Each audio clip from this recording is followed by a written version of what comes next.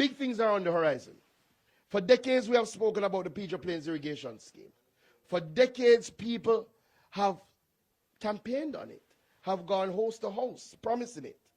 When I became Member of Parliament in 2017, the first thing that we did was to undertake a feasibility study to see if the long-standing idea of taking water from the Black River to irrigate the plains of Pedro, if that could actually work.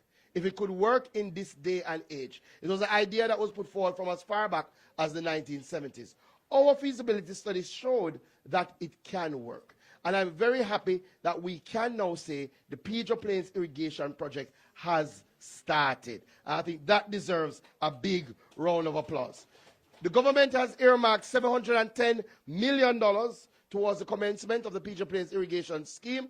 We have already started the cadastral mapping. Cadastral mapping is the first stage because the idea is we will take water from the Black River, run it through pipes into reservoir, and use that to irrigate the plains of Pedro. In fact, it has gone through all the public infrastructure committees of the government.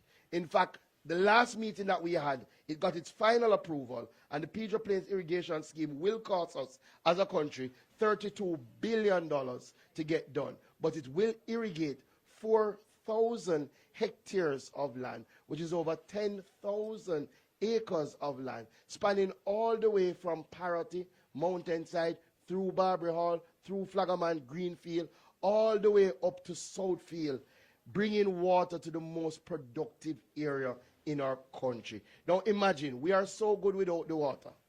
Imagine when we get the water.